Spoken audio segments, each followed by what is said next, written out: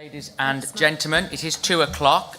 We are being webcast, and I think we are now live and webcasting, so thank you. Very warm welcome to the first Overview and Scrutiny Economy panel of the new municipal year. Welcome to the officers, welcome to the members, welcome to the Deputy Leader who we've got, and indeed any members of the public physically in the room and those who are viewing for live or subsequent broadcast. So, with that, agenda item 1 is apologies for absence, and we have apologies for absence from Councillor Chris McSweeney, and we have Councillor Dan Boatwright Green as named substitute, so welcome to Councillor Boatwright Green. And we also have apologies from Councillor Sam Bastow, but we have as a named substitute Councillor Matthew Jones, so welcome to Councillor Jones. We are all here otherwise, save for there is a vacancy within the Reform group, but I'm advised that the leader is actively seeking to fill it. So that deals with agenda item 1. Agenda item 2 is declarations of interest and of any party whip. Would any member like to declare anything? No, in which case public participation. I'm advised by Sam and Joe that there isn't any, is that correct? No, Chairman. Good. Now, in terms of agenda item 4, the last meeting was on the 10th of March, and I think Councillor Allen is the only surviving member of the previous Overview and Scrutiny panel, but in fact he apologised for that meeting. But in accordance with custom and practice as a new panel, is it your wish, and are you happy that I sign as a true and accurate record the minutes of that meeting on the 10th of March? That looks as if it's agreed. Thank you very much. So we will duly record that, and I will duly sign those. Now, moving on, we have 2 substantive items on the agenda at 5 and 6, and then our work programme to consider at 7. So, without further ado, first substantive item is agenda item 5, which is, of course, colleagues, on page 1 to 30 of your agenda, the digital infrastructure and connectivity update. And what I'd like to do is to welcome our Assistant Director, Gary Woodman, and also Steve Ashton, our Digital Infrastructure and Connectivity Manager. I know you will have read the papers and read the presentation that starts effectively on page 9, but I'll hand over to Gary and Steve Ashton, and they can take us through the report, and then we'll open it up to questions.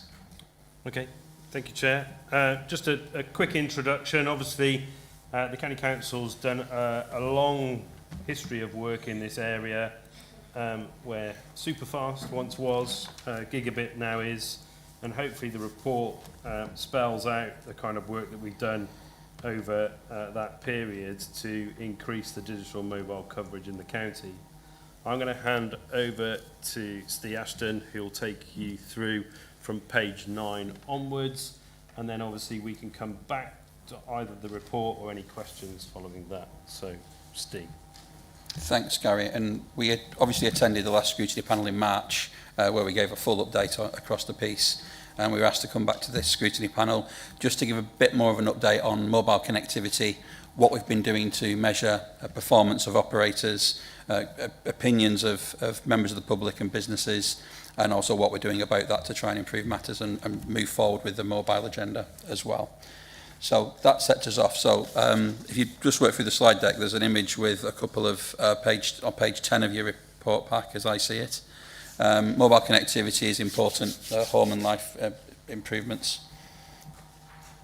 So we obviously recognise that mobile connectivity is important for residents and businesses, and we do receive a number of complaints. When I started this role, we got a lot of complaints about the performance of broadband. They've not disappeared entirely, but there's certainly less of our kind of email quota from members of the public. We're seeing a lot more concern about mobile performance. This isn't unique to Worcestershire. I think it was covered on Southern Television at the weekend and Politics Today about the impact it's having down in that region too. We've been trying to do something about this for some years. So back in 2017, we started a project around 5G mobile connectivity, and we quickly realised how much concern we were getting from residents. So we looked back to previous iterations of technology. That to us, we've done drive trials in 17 and 19. We were able to make progress with operators. More recently, been working with the River Severn Partnership Advanced Wireless Innovation Region, which was funding we received from central government, so largely all funded externally to Worcestershire County Council, central government funded. And we used that to do some drive trials. We did those drive trials on bin lorries in the main. We did fill some gaps in by walking routes and by driving other routes as well where the bin lorries hadn't gone to. And the results are kind of speak for themselves in some ways. It does pick up some of the concerns that members of the public have had. On page 11 of your reports, the overview of the modelled coverage that you see there. This is largely what operators tell us coverage looks like. It's not what we believe coverage looks like, and it's also not what the evidence suggests to us when we've done our own little checks on this and why we want to do something about it. This isn't just about people making phone calls. This is business. This is accessing apps. It might be paying for parking when you get to a location. It could be as serious as receiving a phone call back from a doctor, not being able to receive that phone call and it going straight to answer machine. So again, there's productivity things and concerns for safety and residents in those spaces. So the page 12 shows you some of what the press have said and what the press are saying about this. I think there's been a few things that have happened nationally. There's been a switch off of the 3G signals, which has impacted some of this. 5G started to be rolled out, and I think 5G publicly anyway, when we think about public networks, is probably one of the worst advertised products out there. People always talk about the speed and what is, I won't get into too much technology here, but the kind of higher frequency things that 5G can do with top speeds. There's a lot that 5G does in what's called low band, and that's going to offer voice in rural areas as well. But unless you have a 5G handset, you're not going to recognise the benefits of that, and there's not much driver for getting a 5G handset if you don't think you can get 4G, so why would you be able to get 5G? So I think something needs to be done in the market there, and we are having conversations with them around that. But I've alluded to the streetwave collection we've done. We haven't taken 5G low band here, but if you look at the results on page 14, they're fairly stark in comparison to what the operators told us on the earlier chart. This is split into 4 different areas. Acceptable voice coverage. In the report, it talks about the parameters and what we mean as we define these things. But acceptable voice coverage is the ability to make a simple phone call for a period of, I think it's 1 minute and 30 seconds, but I may be slightly off on that one. Nothing more frustrating than driving along and having that signal drop out, in or out, or needing a phone signal when you can't make one call. Essential data coverage, this is access to apps and things like that. And if you think about services that we deliver as a council, you think about the transport, the demand-led transport piece of work. I know council discussed this the other week and all talked about how we want to move forward with that application. But if you're looking at a service that requires an app to get on it and look at it and demand transport, and you can't access that app when you're out and about, how do you access the transport? So it could obviously face challenges in the way we want to deliver services and move out and do things as well. The good data coverage chart really talks about making a WhatsApp, more of a Teams call one-to-one. And then when you get to the excellent data coverage, an example of what that might be is enabling you to make a multiple party Teams call or something along those lines that requires that higher level of data transfer. So I think as you move down that chart, you can see how difficult things can become. We think about how common these applications and uses are and why it's difficult for people on the move. We, as well as collecting the data with Streetwave, which you see there, we've also done a survey. We've had over 1,000 respondents to that survey. And again, their residents have responded with frustration and anger, I'd say, in some cases, in terms of the responses that we've had back in the free text fields about coverage and why they want to demand better improved coverage, and also told us why it's important to them. I think on page 16, 17 and 18, on pages 16 and 17, we offer some of the quotes that have come back. I won't read through those quotes, but again, we have a large number of these come back from the survey. We've created a Power BI report that we're going to publish this month as well, where members of the public can look at that and see the feedback that their surveys had, because there's nothing more annoying in my view than filling a survey in, not getting response on it. So we'll do that survey. We'll produce that BI report and publish it. I can share it with councillors after this meeting as well, just so you can have a quick look through and how we've created that and pulled that together. And these sort of quotes are towards the back end of that Power BI report.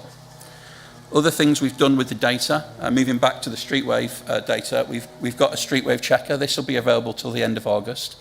I'm not going to pay for it until after the end of August because I think the data is coming up to 9 months old, therefore starts to become a bit irrelevant to people if an improvement has been made. But it has been useful to people. We've seen it's useful to us. We'll create our own version of this that we'll keep as an archive so people can check back on it if they wish to do so. But Ofcom, in the last couple of weeks, the Ofcom checker, we've been heavily criticised.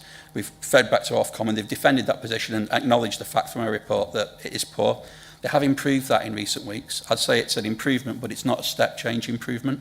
So if you start to use it and try and report on it and use it usefully, it'll give you data to, for example, the WR3-8 level or the WR1-2 level. That's as far as it goes, which in some rural areas is a fairly large area. Even in urban areas, it's not insignificant and wouldn't be that reliable to, I don't think, make a decision. But the checker, as it said, will give people, on page 19 is the view, it will give you a report at your house, download and upload speeds or business or whichever location you choose. Here we have an example of Wildwood that we did and the coverage that you get download speed there, which is a better area you'd expect on the edge of Worcester. We can also show on the next page, this doesn't work too well in black and white in the report packs, but in colour you can see these are red, amber and greens, and you can see where coverage is based on that and take your fair coverage that red's poor, amber's average and green would be good. They're able to run this in several different ways and get a definition of what the different parameters mean. And then if you move out to the next page, page 22 in your reports, you can zoom out and see the same red, amber, green at a much higher level. So if you're making a decision on Worcestershire, you can roll across the map, look around as you go, and see where you live, where you work, where you travel, and compare that by operator to see if actually changing operator might be a better move for you. It might not be a better move, but you can make that decision from that piece. So that's where we think the Streetwave data is useful for individuals as they go through. I then show you an example. That's what the public can see. We have access to a much higher granularity of detail. We're able to split that data in different ways. So on page 25, that's not making a specific point. That's just showing that how we can split the data, how we can report it and analyse it and try and understand it. Because it's not that simple to report on, believe it or not. Areas where you get good voice coverage aren't areas where you get good data coverage and vice versa. And some of the things people can do to improve things is actually try and make a WhatsApp call rather than make a voice call. You might find that if voice doesn't work, people would assume data wouldn't, but in some cases data does actually work. And that's just because of the way the networks are configured. I wasn't going to say any more than that on that particular point. Again, next steps for us, what are we doing? So we're lobbying the government and the regulator to try and improve the accuracy of coverage maps. We've seen Ofcom do that. They were on that journey anyway. Our data is already available to residents and businesses to help them choose a better network for them. We're seeking meetings with mobile network operators. I've met with Vodafone and 3 already, and O2 as well, to pick up sites of concern, areas of concern. For example, one area near Hartlebury, there's a mast I think belongs to an operator, which to me doesn't look like it's working very well. Well, if the infrastructure's there and it's in place and you've got the right to use it, why isn't it working? There might be good reason, but let's understand why and try and get things on that micro scale sorted. But at the same time, we can go to them and make business cases for new masts in some locations. We've also been working with a company called Atlas Towers, and Atlas want to invest their private money into community areas. So we've been facilitating those conversations with communities, understanding what works for them, where a mast would be useful, where it wouldn't be useful. Atlas are prepared to put the capital in to build the physical infrastructure. Then it comes down to whether the mobile network operators will go on that mast and pay the kind of regular operational costs to make it work. So that's not a given, nor is planning. So we need to work through all those things as well. So that's what we're doing with Atlas, and we've seen two applications be successful already. There's other mast applications in the pipeline, and I'd hope to get at least 7 or 8 masts with Atlas if the operators want to go on them built, and that should improve coverage. And it's fair to say, Steve, that it's not all about kind of rural. I mean, again, the black and white doesn't help, but the charts will show that it's very much a kind of red, amber, green mix, and that can also affect urban areas. We've got examples in the past of where we've done the drive trials and actually connectivity around university, the college, where you would think young people using their phones is a great place to, I suppose, make money if you're a mobile phone operator, but so it's not just a rural-urban split, I think would be the point I would make. I don't know if you want to add anything to that. No, I'd agree. We get areas in city and town centres that we've seen poor coverage of. That is often due to capacity issues where there's too many users there. We also see issues like that occur when there's big events on. So if you have the Christmas fair in Worcester, we start to see how that badly affects the network. I think even here in Pershore, when you look at the market on a Sunday, the coverage isn't great at the best of times, but when you start to get additional numbers with the Sunday market, you're seeing traders having issues with payments and things like that, which is something you'd want to do something about. And I believe a recent Worcester City meeting, some conversation was had around whether small cells are appropriate to be put on buildings or their assets. And again, that might be the case. We've talked about small cells. We understand what the technology can do, but it does come down to mobile network operator kind of interest in some of those sites to do. And talking about that and small cells, we do try, and on page 28 of my report, we've tried to do other things as well. So we've made loan equipment available to residents and businesses. This loan equipment can be used to bring mobile signal to improve your broadband if broadband's not good in your house. It can equally be used by businesses where there's network is poor outside to bring a good signal inside, so you can use your mobile phone. And yes, you have things like Wi-Fi calling, but it doesn't work for everybody in particular the way it should. And it's a useful technology, but it's not the best, I would say. We've put a mobile booster into Wildwood. Again, this has really helped for the productivity side from officers. We've seen really good feedback from them, both personally and how it impacts the personal calls, but also their work calls. And again, we want to use that as a case study to say to businesses, if you've got a problem, you can fix it. And this is one of the ways that you can do it for a fairly low cost if it's important to you. And again, we'll work with them on different kind of scenarios and different technologies that they could use and do. And the image to the left, which shows at the gable end of a barn, that antenna is not going to stay there. But this was actually in Hanley Castle, where we've tried to work with some residents there. Coverage is poor. The operators aren't that interested in it at present. But if we can get this, it's not the real long-term solution, but in the short term, it might give them something. And this is where we try to work with new technologies to see what the solution looks like. The residents know it's not a guarantee, but that's what we're trying to figure out and see how that will work to enable them to make phone calls. It was put as a point because of the school. The school's quite local to that, and there's lots of challenges with people getting in and out, and also the residents who are walkers and people who are enjoying this space there. So that's a kind of quick run through of that report, and I'm happy to take questions on either the mobile connectivity piece or the wider report. Steve and Gary, thank you very much indeed. We'll open up to questions. Councillor Birch was first, then Councillor Allen, and I spotted second. So Councillor Birch.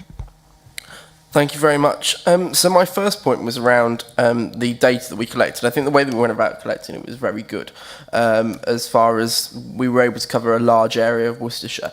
However, there's one area that you spot on the streetwave maps, which seems to be missing across the board, which is in our parks, open spaces, golf courses, areas like that, areas where people tend to congregate, where people may need to use a phone for safety purposes, to contact friends. For example, in Droitwich, the Lido Park is right next to a school, so parents contacting children. Is there any way we can go about measuring connectivity in those parks and open spaces so that we can try and ensure that they're also able to use mobile phones and so on in those spaces? Yes, we've retained a couple of the streetwave boxes for a period up to the end of December, and we can use them to walk around those parks. We've made the kits available to large landowners in the past, so the Overbury estate have used it. The name's escaping me now, but the estate between Malvern and Pershore, Madresfield, thank you, have utilised it as well, and a couple of large farms have used it, because again, lawn working is quite a concern for people where they've got poor connectivity and safety on those areas. But yeah, they could absolutely be used and walked across a park. I've not thought about the methodology to get it out, but we could potentially lend them to some of the parks and countryside teams, and if they're going across those sites, do it, or lend them to members of the public or public interest groups who want to do that. Happy to loan the equipment to them. Perfect. Just a supplementary on that, if I may. Perhaps one way that it could be done in some of our larger towns and villages is whether it could be, we could work with the parish councils, so that the lensmen, when they're out cutting the grass in the parks and open spaces, whether they could put it to their vehicles as a way of measuring. Again, I think that's a good idea. I hadn't thought of the parish linksman specifically, but when we did this ringway, one of the contractors did contact us and said, if you want us to do any other areas that you've missed, please do them. Business parks would be another good example. We've tried to make park owners aware of them, but the bin lorries don't tend to do those commercial sides, so we've not managed to get onto those spaces either. But again, the more interest there is in doing this, we've got another 6 months of collecting data if we so choose to do so. Good. Thank you. Councillor Allen. Yes, thank you, Chair, and thank you for an interesting report. I appreciate it. Now, I remember previously on the committee where we talked about actually going out and doing this data collection, and it's very, very interesting, the discrepancy between what the mobile phone operators state and the reality, and it's quite stark, isn't it? You said you've mentioned this to a couple of the operators.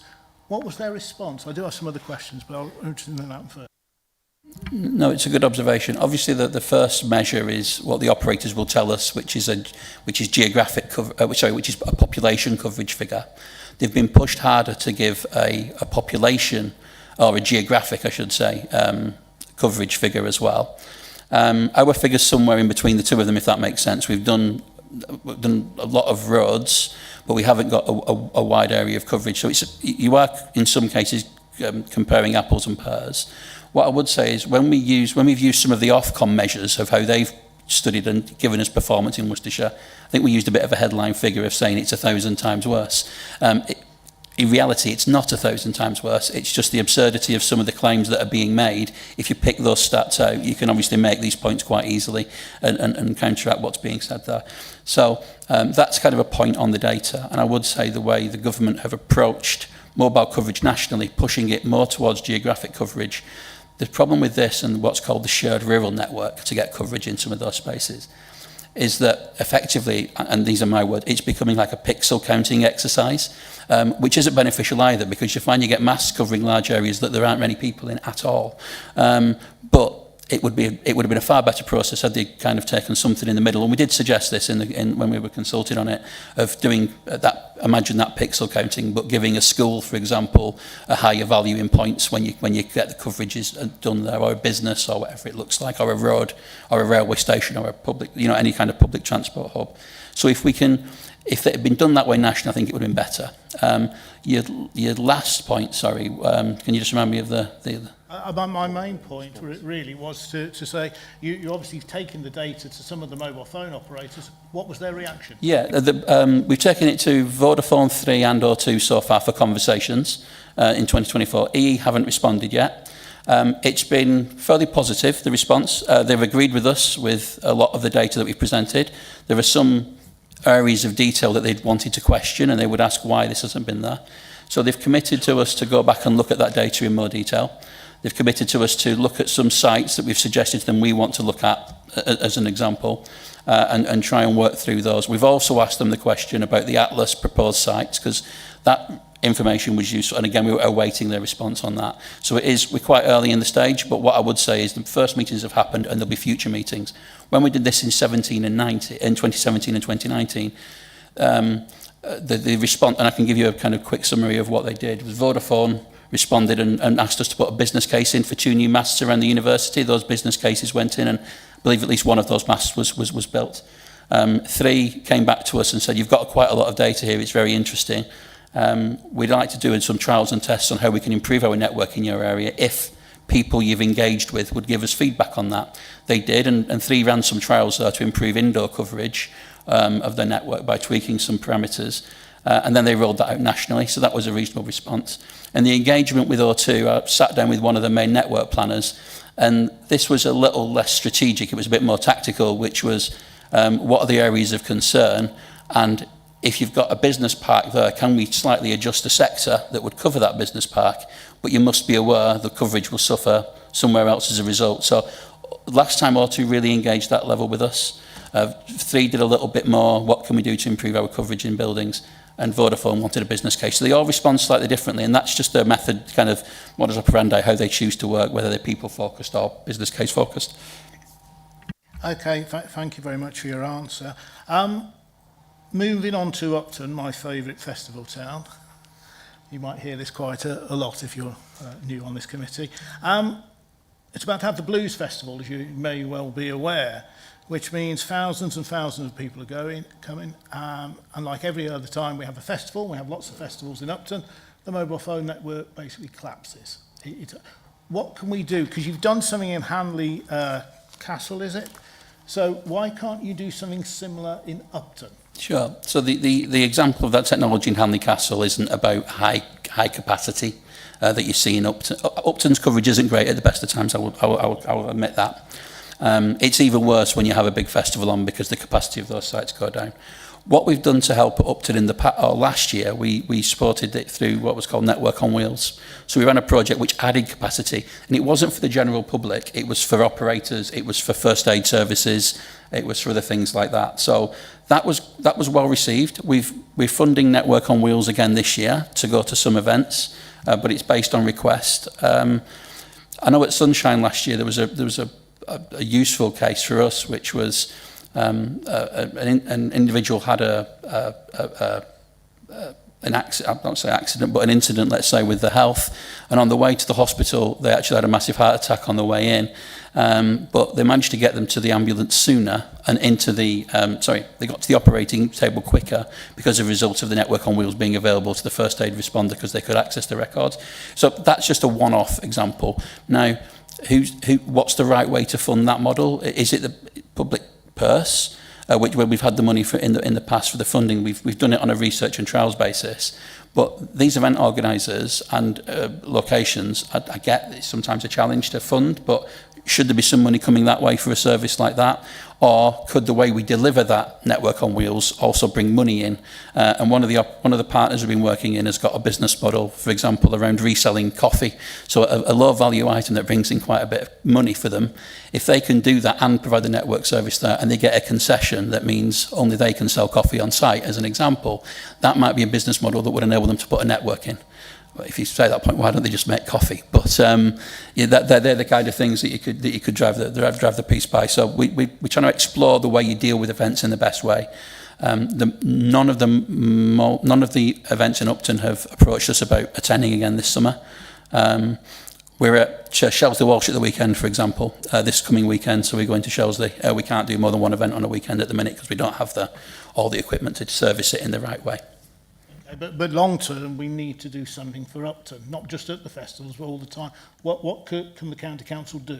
So again, those sites are part of our conversations with the mobile network operators to try and encourage building those locations, understand what their build plans are. These operators are spending a lot of money. Vodafone 3 have got, because they've just joined, they're spending quite a bit on sharing each other's infrastructure, so people will see improvements as a result of that. Very often people only have access to one network. We'll try and build that up and build capacity into areas like Upton, but I think big events like that will always be a strain, and that might be where something like Network on Wheels is still needed. It's not Glastonbury where the operators will go and build 5 or 6 temporary sites because it's commercially viable for them to do that. It doesn't make sense to do that. The cost of it is too high. So I think mobile Network on Wheels might still be a solution for those locations, and I think that's what we're going to try and do, is just explore across the whole piece here on what the art of the possible actually is and what we can influence. Whether or not we make money available to do this in some sort of way, I do not know, but that's what we want to see, what the gaps are going to look like after the plans have been built. And then do we make a decision to invest to solve some of those challenges, or do we sit back and say that's somebody else's job? Okay, thank you. Possibly could you come back with an answer next time this subject comes round, because it will come round again to us. So by then, you've plenty of time to come back with a feasibility way forward. Firstly, finish, Chair, I'm conscious of time. Just to mention, our highways liaison officers, as each council will find, are absolutely vital, and being able to speak to them is very important. And I've noticed every time mine's in the depot by the M5, the mobile phone reception is appalling. Now, surely the Hanley Castle answer is something that you could look at. And I've just got one further observation, then I'll stop. It would be very handy in the future for officers to note that the officers who are speaking to us would perhaps be better if they were sat there facing us so we could see them rather than having to look around the corner. It's just a general observation that perhaps you might want to consider that. You've got the seats to do it. But if you could answer my question, I'll finish there. Thank you, Chair. Sure. So if it's the Ringway depot you're referring to by Junction 6, that would probably come Vodafone, I think it's Vodafone, one of the operators actually got pretty good coverage of that site and around that area. Unfortunately, the contracts with O2, with Worcestershire County Council for that space. So the point you make is an important one. When we look at mobile phone, this isn't with my area, but when we look at mobile phone contracts in future, if we're looking at just the lowest price for some, if indeed that's the right way to go, if we look at the lowest price, it might be due to put a balance on there, asking for a level of coverage, or try and leverage that contract negotiation to get something put in. What I would say, and it's something else we're exploring, is whether or not a local embedded SIM or eSIM could be built for Worcestershire, that we could get for quite kind of, might be £1 a month, £2 a month, and make it available to residents, that could be available to staff too, and commercially to a contract. This is early stages for an idea on whether we commercially and legally we're able to do so. But I'd like to explore doing something like that, which again could generate some income, bring some money into the piece, and then we could utilise that money to build new sites. And in areas where O2 isn't good, if all the council staff had it as an example, who have mobile phones, where they could then utilise those handsets to just roam across the different networks. It wouldn't fill all the gaps, but it would fill some of them. Thank you. Councillor Price is next, then Councillor Boatwright-Green. Thank you, Chair. We talk about new technologies and being a bit of a data geek myself. We haven't mentioned Starlink at all, which is being deployed in several areas across the world where it has actually improved connectivity in hard-to-reach areas. And I just wanted to ask, is Starlink a part of your considerations and recommendations? And before you do answer that, you better explain to the data phobes exactly what that is. So Starlink's an offer which is it's called a low Earth orbit satellite. So lots of small satellites have been put into orbit that go around and are providing connectivity from a satellite at the minute to a small dish or a large dish, depending on what you've got. We've utilised the Starlink on our network on wheels. That's provided the backhaul for our 5G network. We've also used other backhaul technologies. Starlink can help solve certain problems for delivering broadband in urban and rural areas as well. In the southeast, however, very recently, it reached capacity. If you get a service that reaches capacity, then the price might start to go up commercially in the long term and might not be affordable for people. The Starlink packages are becoming cheaper, but I think that the cheapest at the minute is about £70 a month, which again, for a home broadband solution, might not be affordable for some. So as a broadband solution, the other thing with low Earth orbit satellite, and it isn't just Starlink. So for example, Vodafone have done a deal with AST technology, and they put these AST satellites up there. And I think Vodafone are of the view, and this surprised me somewhat, that we're able to do these low Earth orbit satellites are able to do mobile connectivity to handsets. So Apple offer something themselves at the minute. The technology is available to do WhatsApp. It's been being used in the Ukraine via Starlink satellites to provide voice calls. Again, if everybody went to that, it would create capacity issues on whatever network that was on. It's a great solution. It'll be great for backhaul to mass sites, which might make mass sites more affordable rather than having to dig fibre in as well. So a whole range of technologies, and you've got something else which basically you call this stuff non-terrestrial networks or NTN networks. Government is investing in that space quite heavily and exploring what can be done. But I think it's definitely a growing market. It'll solve some problems, and I think for some of the events, for example, that technology might be a more affordable and best place to connect traders than a network on wheels would be in the longer term. It's probably 2 to 3 or 4 or 5 years away from being more commonplace for a mobile piece. But absolutely, top of the Malvern Hills, if there's not a mobile phone signal, a satellite could connect you. But it won't give you the latency that some of the applications need. So it's going to be a combination of different technologies in short. Thanks. Councillor Boatwright-Green. Thank you, Chair. And firstly, can I just say, as a geography teacher, thank you so much for giving me a new version of a map to kind of explore, because it was actually quite exciting. I am that sad. I just wanted to ask really about, especially in rural areas, about shared infrastructure, because obviously trying to get these companies to work together is always a bit of a challenge, but especially in areas where you build a mast and it's not going to reach capacity because there's 800 people there, it obviously makes sense for the mast to actually have at least 3-4 companies on there. And as I was going through the map, I can see where the patches were disappearing and reappearing, especially in the rural parts of my own division. So is this something where we've got to lobby government to start kind of pushing this forward? Is this something that is starting to happen with the companies? And what is it that we can do to start pushing that quite hard? Because if you may have been aware, the Bishampton mast going down for a few years was driving us all to distraction and was actually getting to the point where it was getting quite dangerous.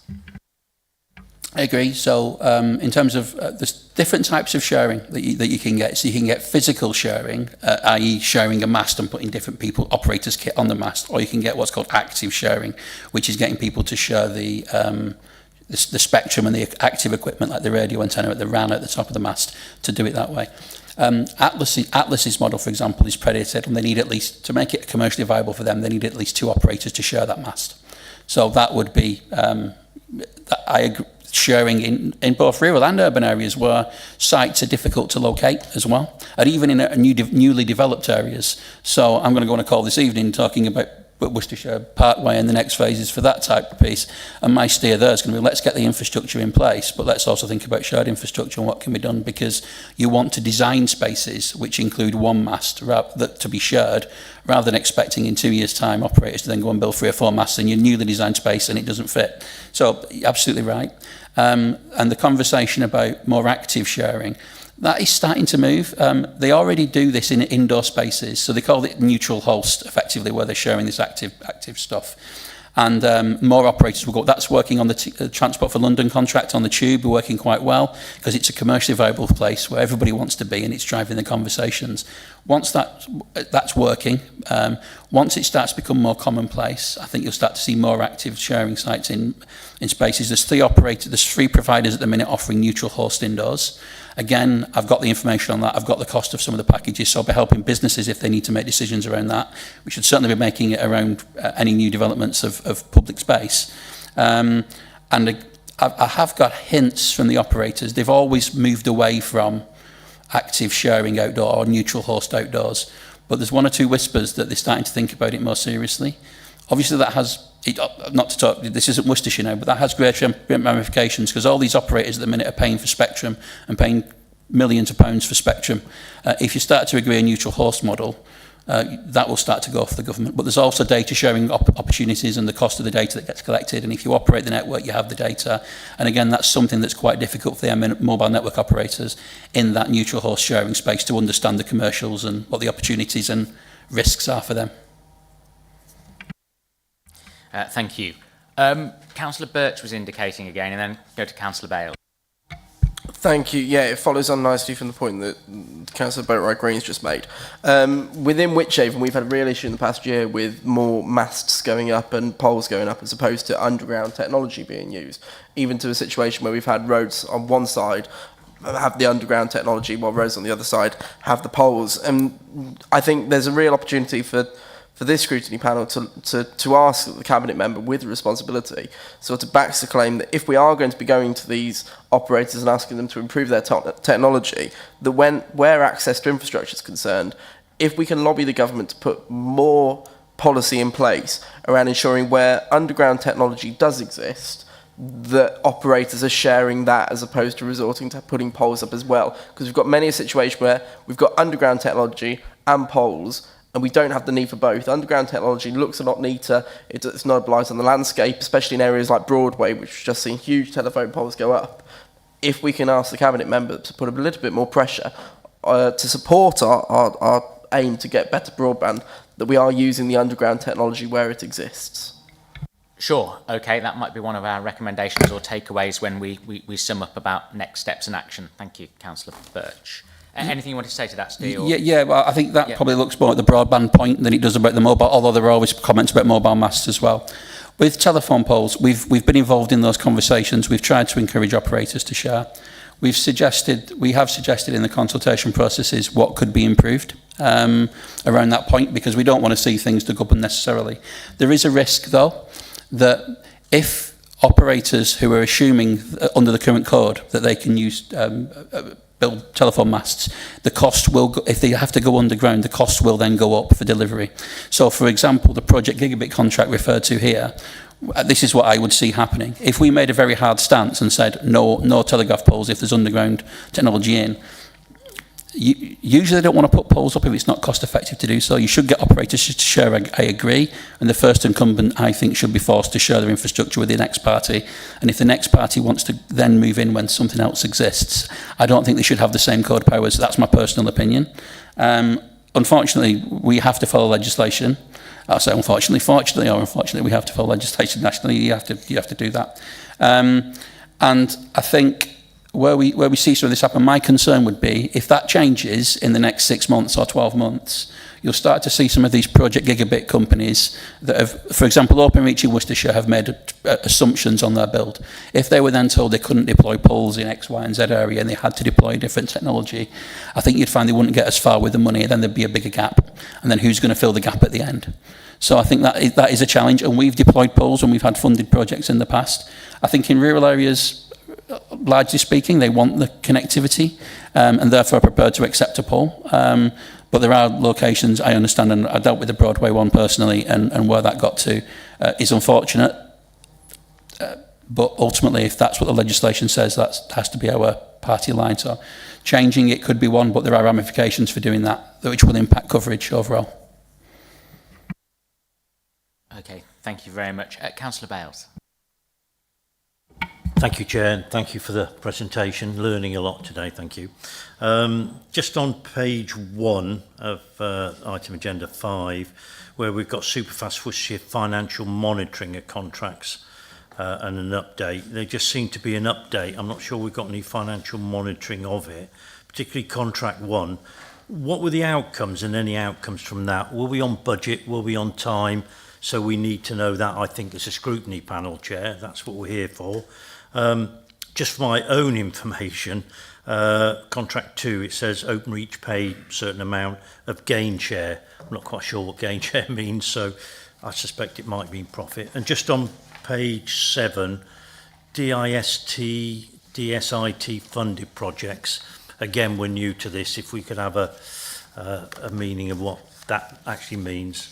And then just final comment on the second slide, overview of modelled versus real-world coverage. I'm not quite sure what that's trying to tell us. I think it's not telling us what the title is. I think it's just telling us of what coverage is from the network providers over England and Wales. I don't think it's against real-world coverage because it's just model stuff. It says often this is modelled and not measured. So I'm not quite sure what it's telling us. But do we have a figure for Worcestershire to compare that with? Thank you, Chair. Just before you answer that, I think the Vice Chairman and I got a question on contract 3 as well, because it says no update. So perhaps when you answer that question, seeing as we're on Superfast Worcestershire financial monitoring, you can pick up on that point as well, Steve, in your answer. Yeah, sure. So for contract... Not at all. Thank you for coming. So to take those in order, I'll take them slightly out of order. DSIT, and I apologise if we didn't explain the acronym, was the Department for Science, Innovation and Technology. So apologies if that's not listed in full. I'd hope it was somewhere, but that's what it means. To go back to the Superfast Worcestershire, again, apologies for the brevity here. But when we came in March, we were given a fuller response to these questions. I appreciate it's a new panel, so not a problem there. In terms of contract 1, Worcestershire County Council put £8 million into the pot for that one initially, and 8.5 when we include the contributions from districts and a few of the other parties. All of the money that we invested in the infrastructure into the contract and put into the contract on contract 1 was fully returned to Worcestershire, and that's through those gain share mechanisms. So to avoid BT and Openreach making excessive profit from the Superfast contracts, clauses were put in there that when particular points were met, we got money back. So that money's all come back in full. So we got the full amount that we put in. Superfast Worcestershire came in massively under budget, and what we utilised some of that underspend for and some of the gain share for was to reinvest into contract 2. Contract 2 also had money coming in from other government departments that we leveraged, also had money from Openreach go into it as well. So hopefully that answers the question on kind of what gain share is and how those mechanisms go. And the reason for no update on contract 3 in this report is that the last update from March, nothing's happened since. So the only updates there are what happened between March and April, and they've just been payments being made and closed off. So contract now is now completely closed. from that perspective, and that was us returning BD UK's share of their investment in line with the investment ratio from the profits that were generated. Contract 2 is we've got the final review point coming up at the end of June. We haven't got all the money back on contract 2 yet from investment, so that showed the investment it's still needed because it's a gap funding initiative. So we didn't invest here to get all our money back. We invested to get the outcome. The fact that we got all the money back on contract 1's an absolute win and a really good news story. Contract 2 and contract 3, by the end of the monitoring period, which I think is 27-20. Oh, sorry, okay. By the end of the monitoring period, we may see some return on that money. Worcestershire County Council put very little into contract 3.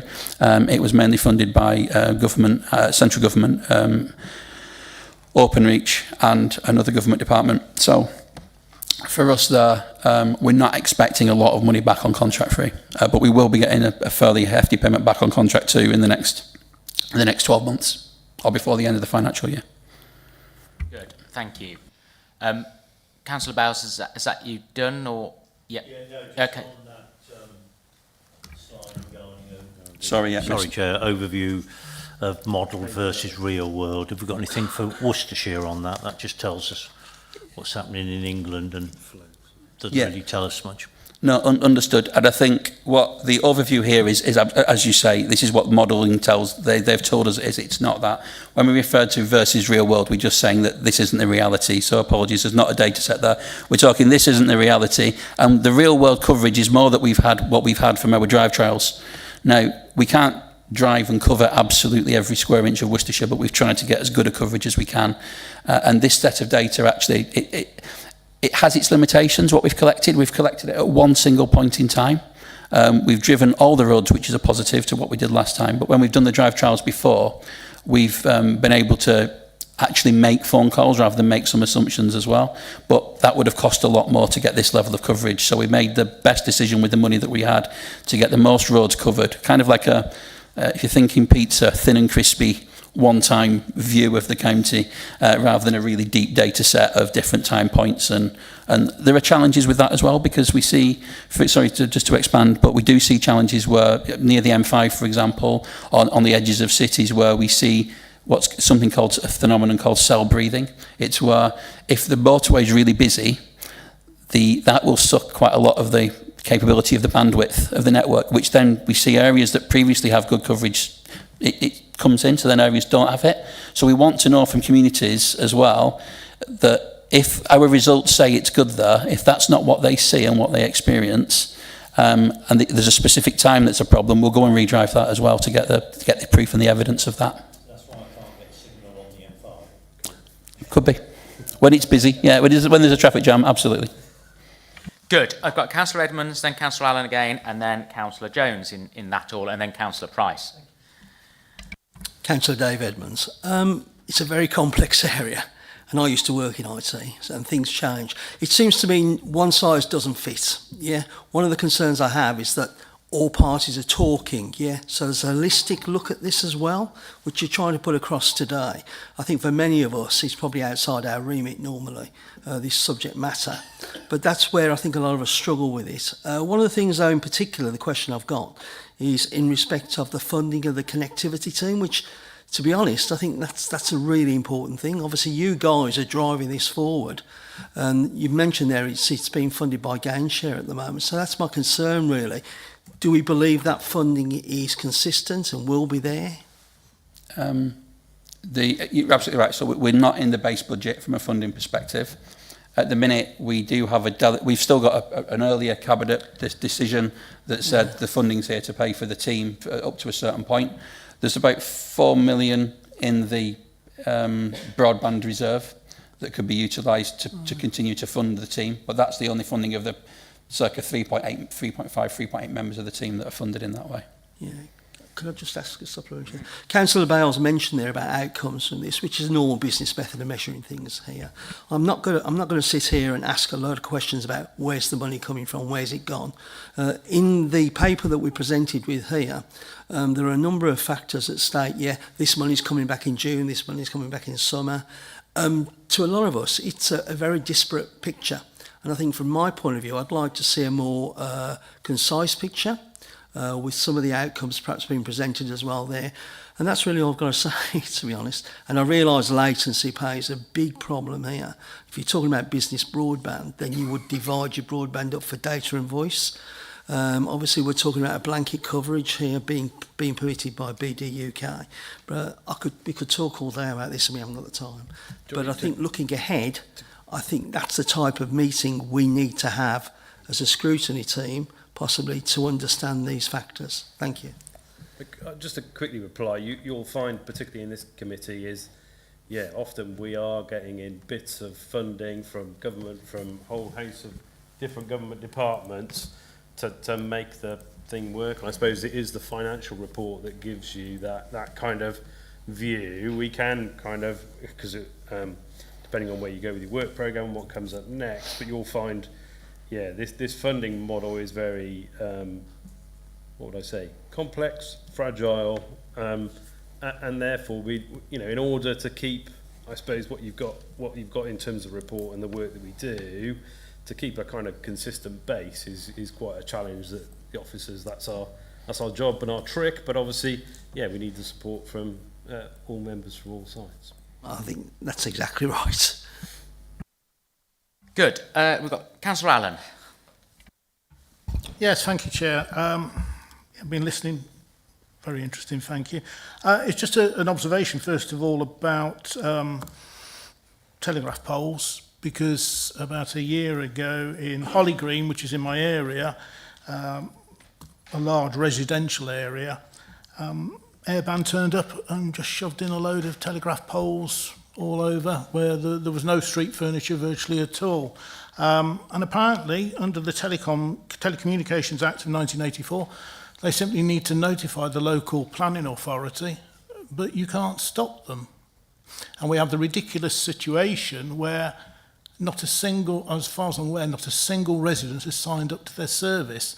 So you've got these poles up with a wire going between them, but no wires going into any single house. And I think, I don't know if there's any way we can urge the government to look at this again, but it seems actually crazy to me. You were talking earlier, I think, about superfast broadband. Now, last time this subject came before this committee, I raised the problem of the Oast houses just outside Kemsey, where there's no broadband, Airband won't go there. What are we doing to the small percentage of people that currently don't get broadband, and it looks like the companies have no intentions of actually providing the broadband? We need to do something rather than it just comes around every year. I ask the same questions and we don't seem to go anywhere. What can we do for these people who haven't got broadband now? I don't recall the Oast houses specifically, but I'll go away and look at those to see if a solution is in play. For broadband, that's exactly what Project Gigabit's about. So that's going to get us to a very high level of Project Gigabit capable coverage. The government want to get to 99% and then 100% by, it's just been delayed from 2030 to 2032. What we might do locally is use some of our reinvestment monies to fund the capital piece in there. I can't do that until I understand what the Project Gigabit scope looks like. But once I understand what Project Gigabit scope looks like, and unfortunately they've got the ability to change control of that contract and tweak and change premises around slightly. But I will try and look at the areas that are the very hardest to reach, which is the similar way that we did this with Airband back in 2012, and that's what we tried to do when Airband were delivering wireless technologies. Airband had a spell of building quite a bit of what's called fibre to the premises to give gigabit broadband. That's where the poles came from. They've stopped doing that on the whole now. They're concentrating more on wireless again. They have some new wireless technologies that we were just discussing with them about a month ago. And we have a couple of regular complainants, and we've told them about the new technology and what that's capable of, and we've seen a few people order that. So again, we'll be raising awareness of those technologies, those issues, and we can see if we can resolve every property. That's what we want to do. As it gets more and more difficult, it might not be possible to get them gigabit capable broadband, but as you say, some of them just want a step change and something which is reasonably available. So if they're down on less than 2 megabits per second, for example, we are talking well under 1,000 premises in Worcestershire that are in that position to do that piece.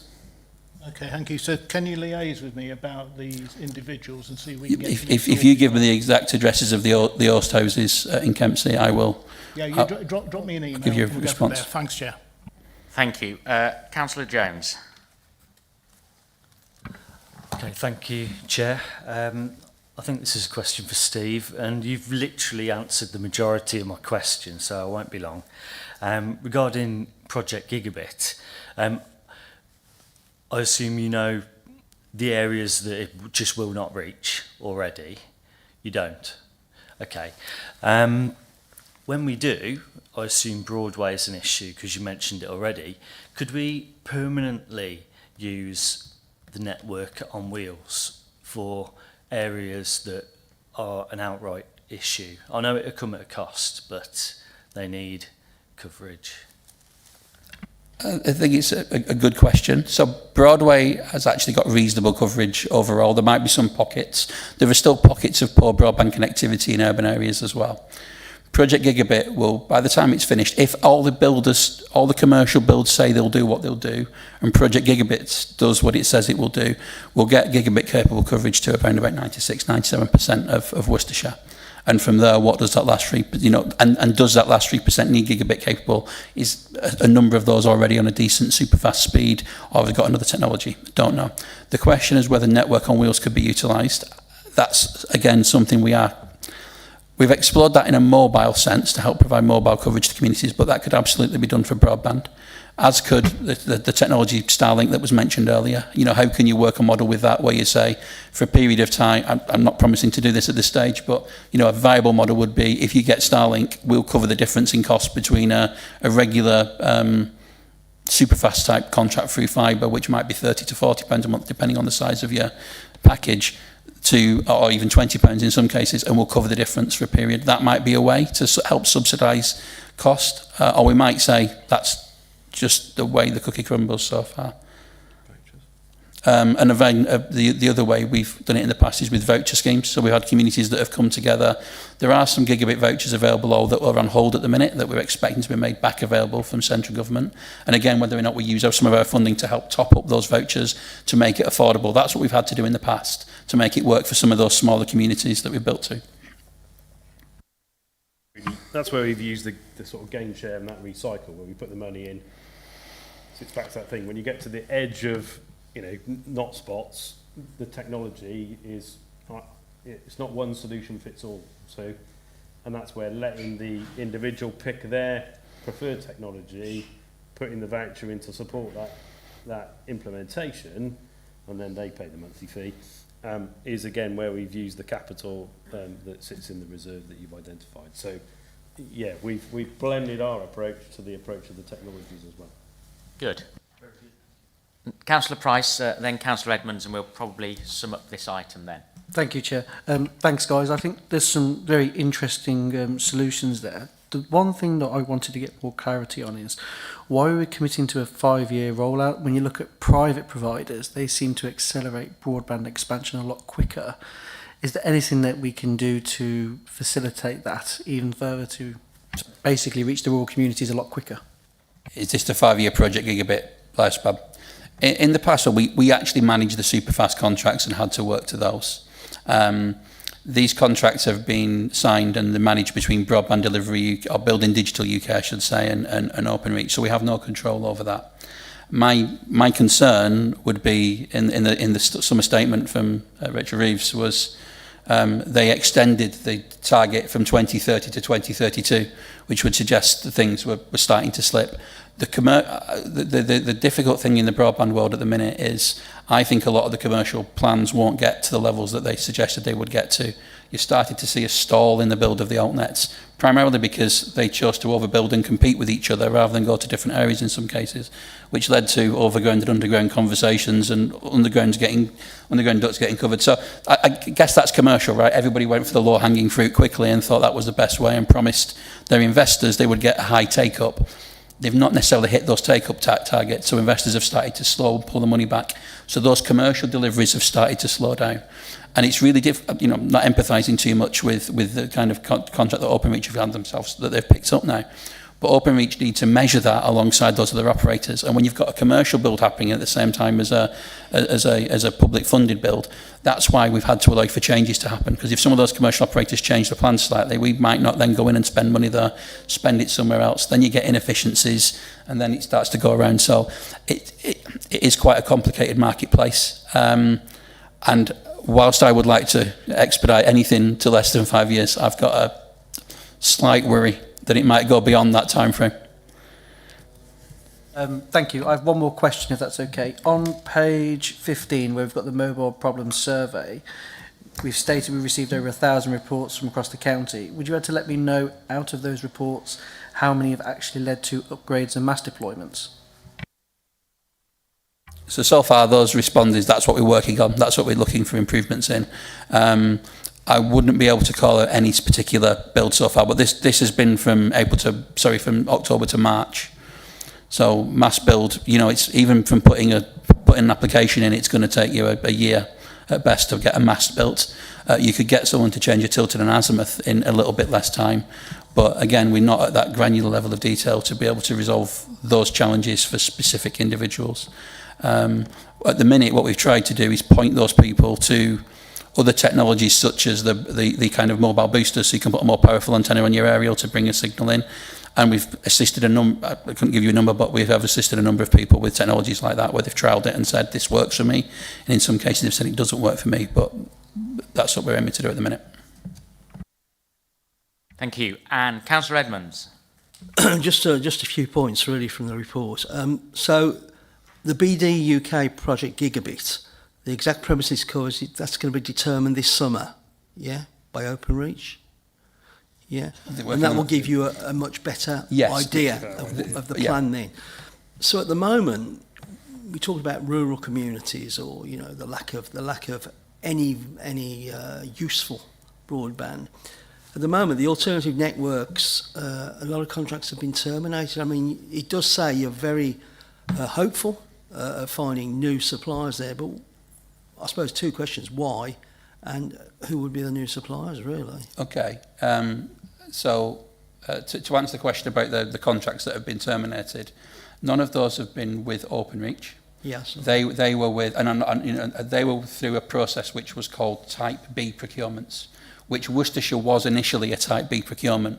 So if to give you a bit of history on this, we were supposed to be one of the earlier counties going through as what was called a lot B or a Type B contract, which was with a lot of the altnets. We had proposals that came into to BD UK to cover Worcestershire under that process, but all those fell by the wayside and they weren't pursued. And that meant whilst we got delayed, we went into Lot C. There is only Openreach on Lot C, and that's got slightly different terms and conditions. I suspect some of the Lot Bs have changed because some of those contracts have failed because of private money that's no longer that confident on, and others will be fully recognising what the terms and conditions are of the contract they've got themselves into. So some of the altnets, they're relatively new startups with some experienced members of staff coming from teams like Openreach and Virgin Media and people like that, but they haven't always necessarily, and I personally view, understood the full ramifications and implications of the contracts that they're entering into, which has led to some of those things falling by the wayside. I don't think you'll see that with Openreach, but as I say, I think you will see some change request and some change control because of the complications of commercial build. And let me get on to outcomes, don't we? So at the moment, we're saying there's a 90% target by 2027, and the government targets aside from that. Mm-hmm. Are we still pretty confident with that, or will we not know until... We've been given the numbers for Openreach's contract overall, which would suggest we're going to hit that 90% in that window. So that will enable us to hit our target, providing the commercial operators build their bits as well. Okay. I think that's I've always thought it's a challenging target, but it's an achievable one, and that's what we're here at Worcestershire County Council to do in that process is make it as easy as possible for the operators to deploy that and build what they want to build without exposing our residents and businesses to too much stress and undue pressures of complaints and noises. But there will be street works as a result of this. Yeah. But we've got to make that work smoothly, and we've got to be an easy place to work with if we want to see coverage of, reach those levels. Okay, thank you for your answer. Nice. Good, thank you very much. Well, with no other questions or comments, I think that we've given that a very good airing. So if I sort of focus on page 8 of our agenda and paragraph 45, I think we very much considered and commented on the information provided. In terms of any information that we as a scrutiny panel particularly require, I know that as we've gone through the discussion and debate, individual members have asked for some information. I know that Steve will ensure that that is furnished to members. Councillor Birch made a comment earlier on in the meeting about asking our cabinet member, Councillor Amos, to, I think, lobby government, but I'll just get him to formulate his wording, and then we'll see if the committee are minded to make that as a recommendation to the CMR. Yeah, I think I'll take on board what Steve said, and also take on board what both Councillor Allen and Councillor Boatwright-Green have said. I think what we could do with doing is having the cabinet member with responsibility, putting more pressure in terms of where there is the 28-day consultation period to the local planning authorities for where polls are going up. There needs to be more power for the local authorities to have more influence over that. Notifying them is one thing, but we need the ability to fight back where they are in the wrong location, such as where they are in areas where they are the only bits of street furniture and do have a negative impact on the landscape.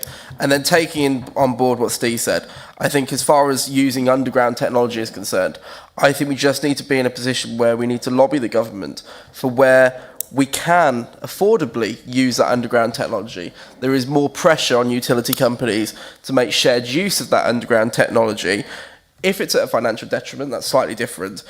But where it does exist, where it is able to be utilised, then we need the government to put more pressure for that to be used. So if we can ask the cabinet member with responsibility, if the committee is minded to put more pressure on the government as far as the role of the local planning authorities are concerned in having a say on poles and street masts, and also around utility companies sharing underground technology where it is feasible. Thank you. Yeah, Joe, Sam, have you got an accurate note of that request? Are members of the, I'm certainly as chairman happy to support that, and that strikes me as a very sensible and reasonable request. And of course, as the cabinet member, Councillor Amos will only be able to use his best endeavours, but it certainly seems a logical approach. Are members of the committee happy with that recommendation? Good. Okay, brilliant. In which case, thank you all very much indeed for your input into that item. Steve, are you going to depart now? You're very welcome to. Thank you very much as always. I know that Gary's going to stay for the next item.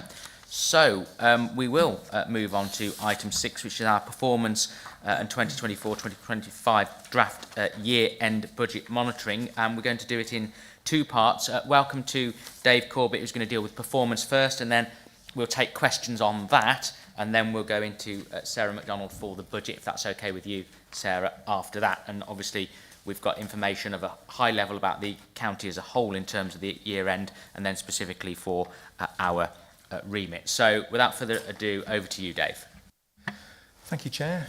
Everyone. The performance report that is in the pack, and it starts on page 33, I think, of your printed pack, is up to the end of Q4, the end of the previous financial year. The same applies for the Power BI report, which is available on the Our Performance page of the County Council website.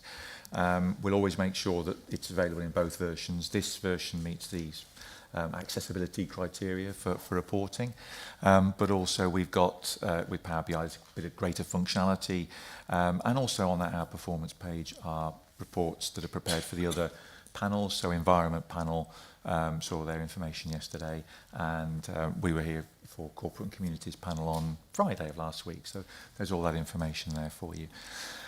I'm conscious, Chair, as well, that with this, a lot of the indicators, it's providing information that's reported on an annual basis. So a lot of the indicators that we've got, they're actually provided by Office for National Statistics or Department for Trade. So you've got things like business survival rates. We've also got information on from Office for Rail and Road on rail station usage, which is good, but only updated once a year. Some of the indicators that we've got, which go to the Directorate Leadership Team, are reported on a monthly or quarterly basis. With reference to STI, and to try and keep things relevant to the discussion that you just had, one of the indicators that's reported in here is around the gigabit reach, the percentage of properties in the county which are passed for connection to gigabit speed technology, and therefore able to connect if they wish to do so. So we've got that information, and Chair, you were saying about the Q1 information being available for indicators like that for the next meeting. It will be, but just to try and keep it relevant, so you've got the latest information. In terms of Worcestershire's gigabit connectivity, the report will give you the end of Q4, so the end of March figure. And for that, at that point, Worcestershire's gigabit connectivity, it was 84.8%, and the UK one, difficult I know to provide comparison because of geography and so on, but 87.1. But in terms of the end of the June quarter, our figure had risen to 85.5% of properties in Worcestershire pass for connection to gigabit, and for the UK as a whole, it's gone up to 87.9. So the gap, there was a period, as the graph in your pack will show, where of course we were ahead of the UK. Then all the various funding packages that other authorities might have done took the UK figure above ours, and then we've really kicked on, and that's why the gap has closed and continues to close. But it's an indication that we can provide, that there are certain indicators where it's quarterly, and we can provide the panel with that information. So that's aim to do that for any other quarterly indicators come the next meeting in September. With regards to other information that's in the pack, there are no, I wouldn't want to go through every single detail for it. Probably we'd be here for weeks probably. But the other thing is that there are certain things about, however good a set of figures is, there's always a but or a problem. The one I would point to members for this report is one that was touched on actually in the induction meeting, but it's also been brought up for the previous incarnation of this panel, and that's around the business survival rates information which we've had. And it's a very good set of data that's produced each year. Again, it's only an annual indicator, but within that, what happens is that the Office for National Statistics will look in detail at business registrations in a given year, and then they will look to see how many of those businesses are still trading 1 year later, 2 years later, 3, up to 5. And we've been tracking that for a long time, but there were a couple of, not glitches, but there are figures for Bromsgrove and over a 3-year period, and also for Wyre Forest in 2021. And in those figures, what was happening were a lot of very short-term business registrations. And I think a lot of them would be where there might have been people registering themselves as a business. It'd be very short term if they were not necessarily self-employed, but registering as a teacher, some sort of business provider, or they were registered with a management company that happened to be in, for example, the Bromsgrove district. What that would mean then, if they effectively don't renew the registration or deregister, for the purposes of the statistics, it's almost as though they registered a business that then ceased to trade. Now that skews the figures hugely. And the other factor is that what Office for National Statistics do with their data set is they will say, well, we'll use a central postcode for a particular district or a particular county, and a lot of that might be focused on, for example, with Bromsgrove and Wyre Forest, it would centre it in the middle of the district there. So it skewed the figures for Bromsgrove for a while. We're coming out of that period hopefully now. So the businesses started in 2022 and still trading in 2023. It's a much fairer figure for Bromsgrove. It's showing that their percentage of 94% is much closer to the rest of the counties, the other districts. So we can continue to report that, and there'll be another update from ONS later in the year, and we'll gradually lose the years where the figures were skewed. But hopefully the note that's been included in the report, I think it's on, I'll put it on about page, I think it might be amongst the tables about page 42, something like that. I think, yes, there's a little bit of information there in more detail. I think it's actually a bit further down than 42. It's on page 44 of the pack. Quite a long, detailed note, but hopefully it helps. And Chair, with other information, the working age adults, 16 to 64 in employment, that's been a long-standing indicator. It appears at the corporate level on the corporate balanced scorecard, if you like, in the corporate plan monitoring, has done for many years. That's usually updated quarterly by Office for National Statistics, and with impeccable timing, their next update is tomorrow. They will publish it early tomorrow morning, but we'll make sure that that's obviously included at the very latest in the next report for you. But again, the target as such for that has become over the years that Worcestershire's percentage should always be higher than the figure for all England, hence those two columns in the table on page 44 of your pack where we've got the Worcestershire percentage and then the England percentage. It was a bit more complicated years ago about how it was calculated, about whether the indicator was performing well. It's a much more common sense approach now, just to say we want to stay ahead of England. There will be seasonal variations nationally and indeed for us, but overall that remains a good indicator and reported at the corporate level. There's also information in the report which is to do from the Local Enterprise Partnership, and that's the People Dashboard, and there are elements in there which we're trying to create the links. Gary asked for that to be introduced into this report a couple of years ago, so there's a little bit of a crossover between what's seen at LEP and also that you're able to see that here. We provided a link in there because one of the graphs, and it has changed in the file. I think we used to do it as a line graph, but in the LEP publication it has changed. There's about the Gatsby benchmarks, and that's on where the LEP information is in your pack on page 37. It's the graph that's at the top right, and again it possibly doesn't come out very well in black and white, the grayscale, but the Gatsby benchmark, there is information in the glossary in the appendix, but it's really about education establishments who are assessing themselves, but saying that how many standards they meet, and they think that they meet in terms of all sorts of links into with other companies, other businesses, and providing employment opportunities, access to apprenticeships and so on. And Worcestershire remains one of the best performing. There are 8 Gatsby benchmarks. The appendix gives the information on the detail for them. And for us to be, as we frequently do, averaging about 6.5 of those benchmarks being met, and that's across a large number of education establishments assessing that's the average. I think at one time we were in the top 3 nationally in terms of the average. That's in the latest benchmarking details, but we'd still be performing particularly well in that regard. But there's other information even on there for the LEP information, which some of it would only update on an annual basis, but of course as soon as there are updates available, it will be updated both for LEP and also for this report. I think there's an overview and a bit of an introduction to what's in there. I hope that's helpful.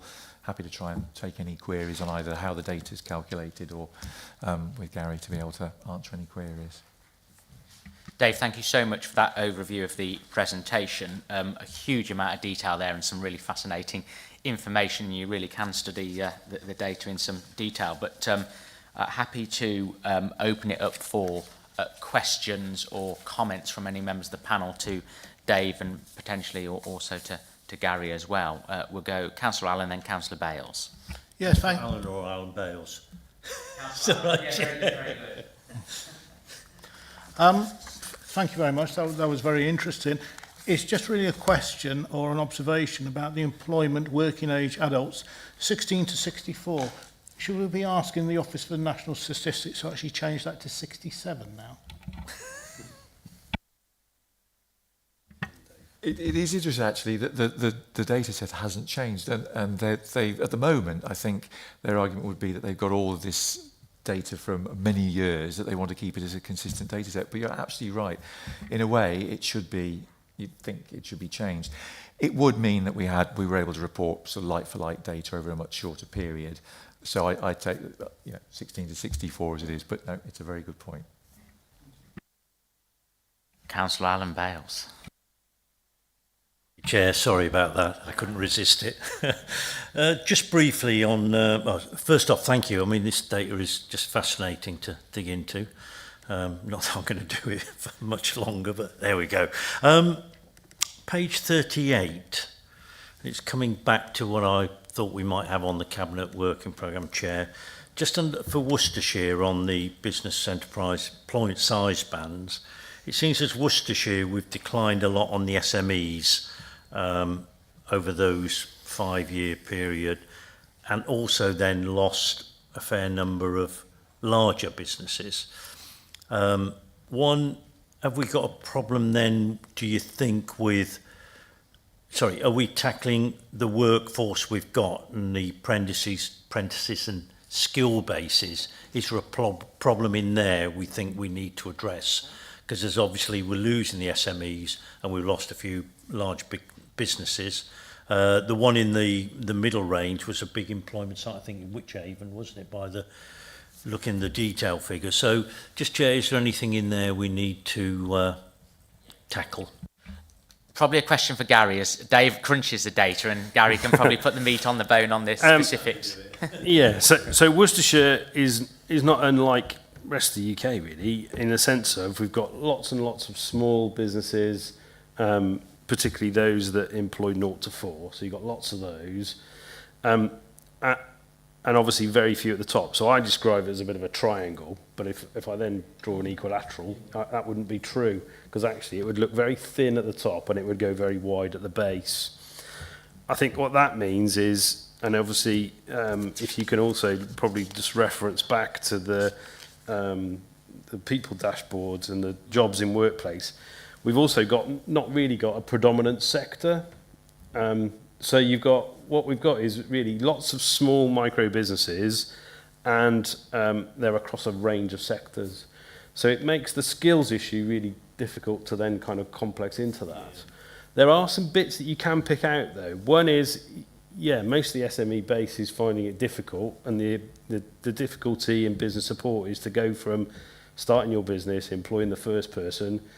When you employ 5 people, suddenly a load of health and safety legislation comes in. So often businesses really struggle to move from sort of 2-3 employees, a first employee, then to that level, and then through to the next.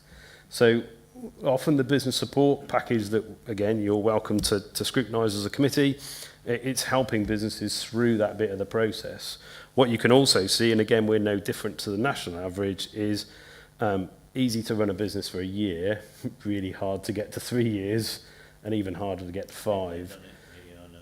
On the flip side of that, I would say lots of businesses don't have business plans. Lots of businesses are living hand to mouth.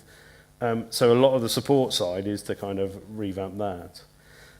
Other pointers that would probably then you can start to put the charts together would be, again, people dashboard, recruitment difficulties in Herefordshire and Worcestershire. So this is a chamber, and again, it's a trend, but over 50% are saying it's hard for them to recruit. So that says to us, actually, there's lots of dynamics going here, but actually it means in Worcestershire what we've got is that working age population, working age adults, we're touching 80%. So we've got lots of people in work, lots of people working in lots of small businesses, but also businesses finding it difficult to recruit. And sometimes that can be the break on the transition between those levels. So quite a detailed answer. But again, if you want to put that on your work programme and start to unpick some of that and how we then support those businesses through those transitions, I think that's a valid area of interest. Just a small comment on that. Yeah, sure. But we seem to be doing, and I've just looked at the usual hours worked, as Worcestershire, we seem to be doing a lot less hours generally. I don't, if that's skewed because of the numbers, I don't know. But thank you for that detailed one. That was excellent. Some of that's probably about part-time work. So again, this is where you start to get into the labour market. But nevertheless, productivity is an issue, and probably as kind of lead for the economy. If I had one magic wand, that's the bit I would improve. If our productivity was better, we would see lots of value back in terms of wages to our residents and to our businesses. So that probably answers that one. That's brilliant. No, that's Good, thank you. I've got Councillor Price, then Councillor Birch, then Councillor Jones in that order. Thank you, Chair. I think some of my questions have already been answered to a point, but let me try asking it in a slightly different way. So in terms of new business startups, while the first year survival rate is quite good, do you think we go far enough in supporting small, medium enterprises, and what can we possibly do to help their survival rates in years 2, 3 and 4? Thank you. I think those are some of the things that, again, the business support package looks at. We look to tailor, so you can get startup advice up to 3 years, because often the business starts, it registers, it's going well, it's got a customer for the first year, but actually they don't have a business plan. So we do tailor the support to kind of try and get them over these bridges and recognising the data, saying here are the problems. Again, probably without going into the detail of the total answer, but maybe it's again an area that the committee might want to look at in terms of, do we support them enough? I mean, I would say we've got far too many businesses who are not running a business plan. You could say that's really difficult in the sense of, you know, we were talking about 5-year plan in broadband, and it feels like a long way away, doesn't it? Most businesses, yeah, to get a 5-year business plan, probably too hard, but at least to have a plan. And there are lots of business advisors out there, not just the council, that are trying to do that. But you'd be amazed. Recently at the LEP conference, we had over 200 people in the room. How many got a business plan? 50%. And you're thinking those are the ones who are engaged. So, yeah, there are some challenges around here, but happy to probe them with you. Gary, just so that I'm clear and for new members, the support that we generally give comes through the Worcestershire Growth Hub? Yeah, so all parties work under the Growth Hub in terms of the county council, the districts, we come together. So what that does is it means that there is a clarity of offer across the county. So it's not a postcode lottery in terms of, oh, you happen to be the wrong side of the border in, I don't know, between Wychavon and Wyre Forest. You know, you actually get the same offer across the whole county. That's the price, yeah. Thank you. Just talking about new members, would you be able to send out an information pack on the Growth Hub for new members? Yeah, more than happy to do that. Good. Councillor Birch. Thank you very much, Chairman. Just looking at the People's Dashboard and pulling together a few of the different graphs. So looking at it, we've seen a slight increase in the last 12 months on the youth claimants, so 18 to 24, a bracket of claimants. And then looking at both our apprenticeships and workplace jobs in Worcestershire, we've seen, looking at the graph, a increase in the number of higher apprenticeships, but a decrease in the number of intermediate apprenticeships. So I suspect with higher, we're looking at legal and finance as examples, and an intermediate, perhaps more manufacturing. And similarly, in terms of workplace jobs, we're seeing a decrease in the number of manufacturing jobs, while we do see an increase in professional, scientific and technical. So is there any link in that in terms of, are there fewer apprenticeships around the district now, around the county, that are offering jobs to those bracket of 18 to 24 who aren't necessarily looking for that higher level of work, but are looking for those intermediate apprenticeships? Is there a link between our claimants and the sort of jobs that we're missing within the county's market? You might have put your finger on the problem that we're seeing, starting to see. So youth unemployment is definitely on the rise in pockets. We've got something called youth hubs in Worcester, the Hive, and Redditch at the heart of Worcestershire, and in Kidderminster. Those pockets have seen youth unemployment rise. The apprenticeships piece is literally just shows what happens when government changes policy and we move to the levy. So moving to the levy, which means that companies with over 2.5 million, I think it is, in terms of wage structure, basically pay a levy. What they've been unable to do is use that training levy to basically fund internally apprenticeships up to level 7, which is basically postgraduate. So what we've seen is perhaps the perception of apprenticeships where you say 16 to 24 is actually the apprenticeships are now going far older. So age is not a barrier anymore, which you can say, well, that's a good thing.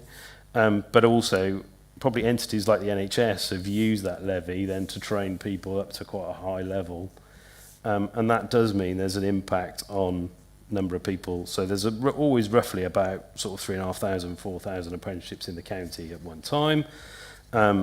And gradually we've built that higher level back up. following the government policy change, and you'll be pleased to know that we're just about to probably go into another change that means the higher levels are going to be unfunded.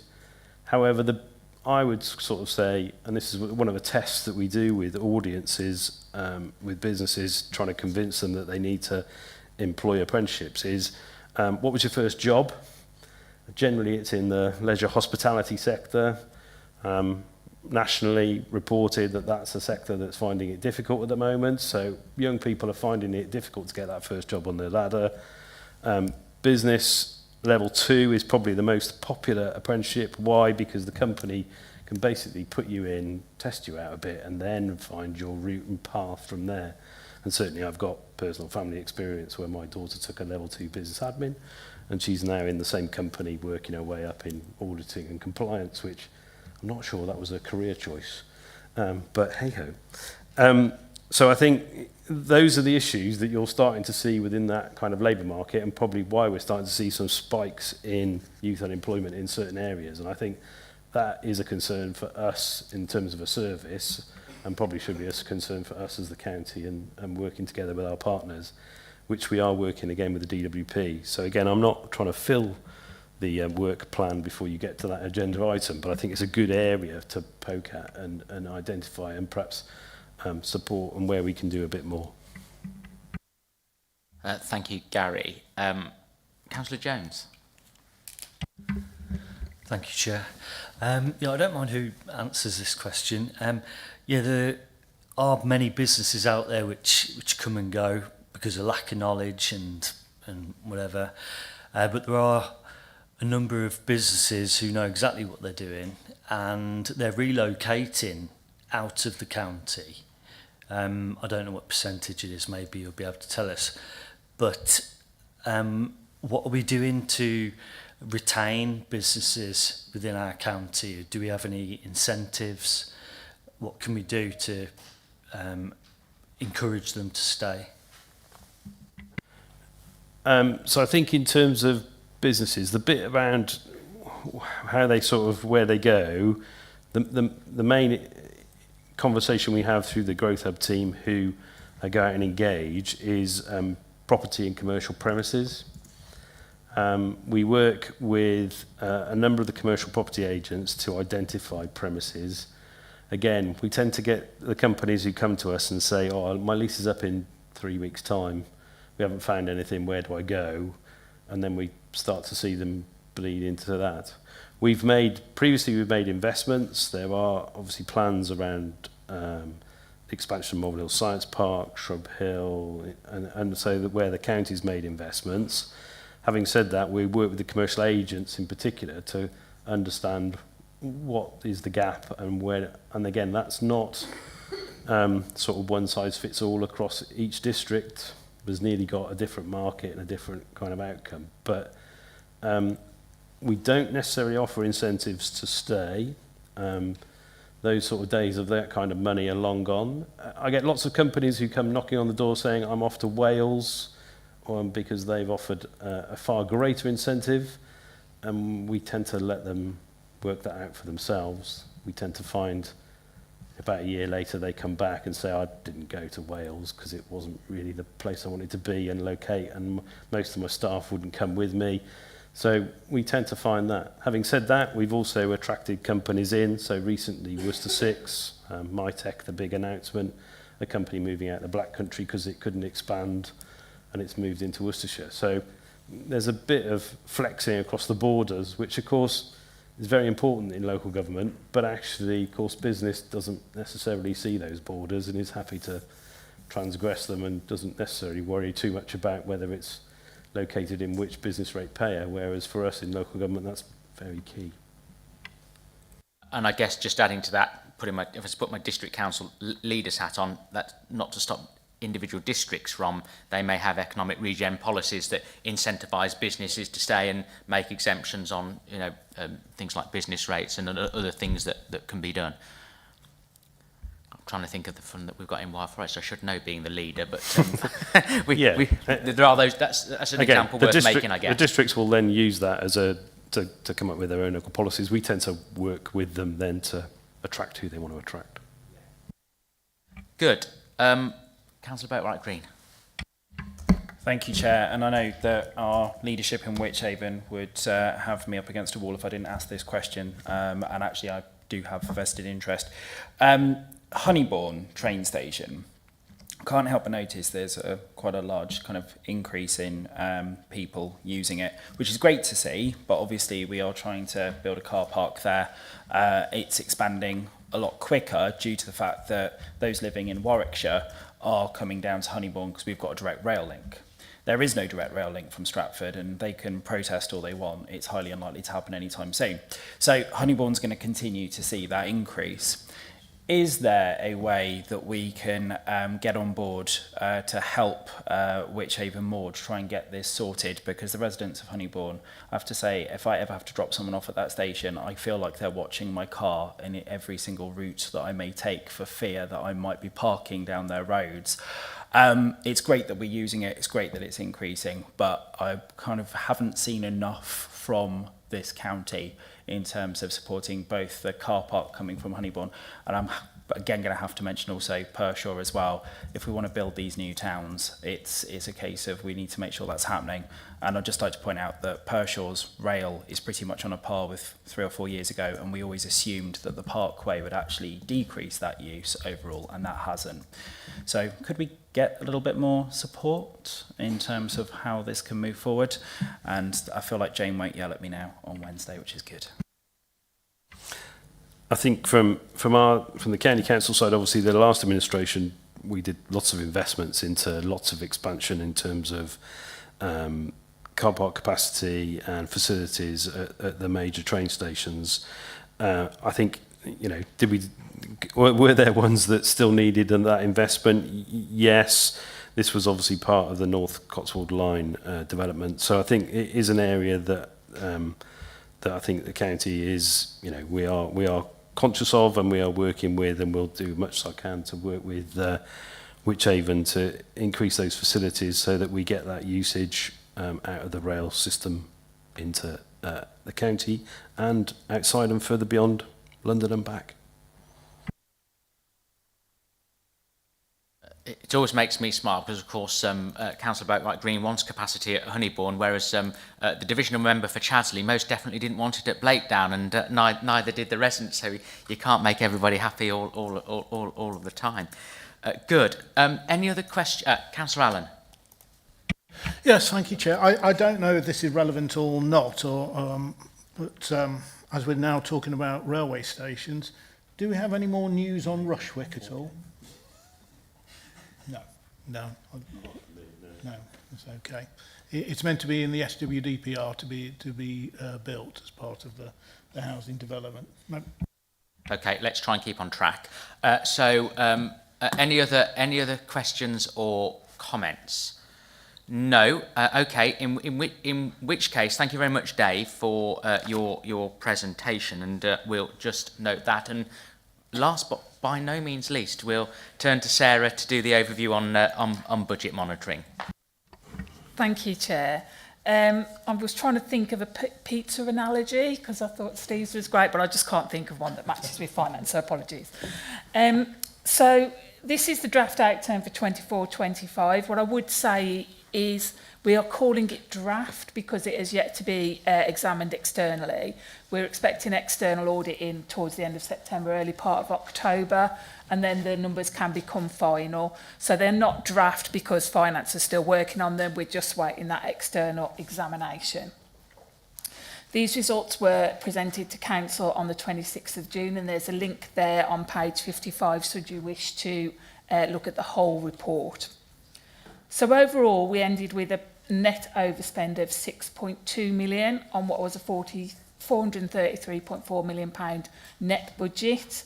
Within that net budget, we assumed the use of £7.9 million worth of reserves. So overall, we had to use £14.1 million worth of reserves to balance the budget. If you look at page, I think it's 57 within your pack, within the second column, you can see that 6.2 million figure highlighted at the bottom there as the reported overspend. So overspends in the year were within our demand-led services. So you've heard the trilogy: adult social care, children's social care, and home to school transport. That is sort of comparable with previous years, so we've seen this problem in the past couple of years, and it's also very comparable with all other upper tier authorities that have the responsibility for social care. It is those demand-led areas that are leading the overspend. What I would caveat that with, though, that we're underspend in other areas. So within this scrutiny's area, within E&I we saw underspends, and also within the corporate areas, within HR, IT and finance. So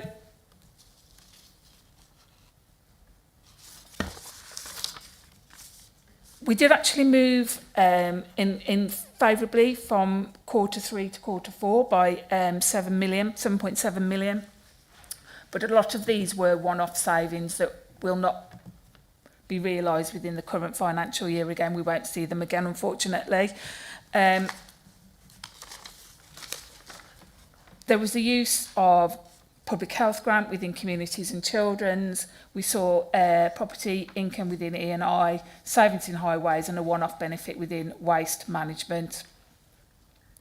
So some areas also within the 25-26 budget setting process, I'm going into this financial year now, directorates were aware of saving targets that they had to make. So when there was natural wastage within staffing, so when somebody would leave, directorates were looking at that post and saying, do we need that? Can we fit that within a restructure, and not re-advertising that post, and thus realising 25-26 savings earlier. So some of those have been realised in 24-25.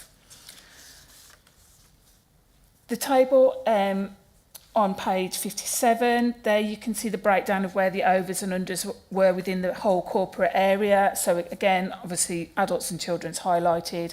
The third row down is the row for this scrutiny panel, so economy and infrastructure, where we saw a £2.8 million saving. Again, there's a link at the bottom of this report, so where you can go and see a more detailed breakdown of those areas should you wish to.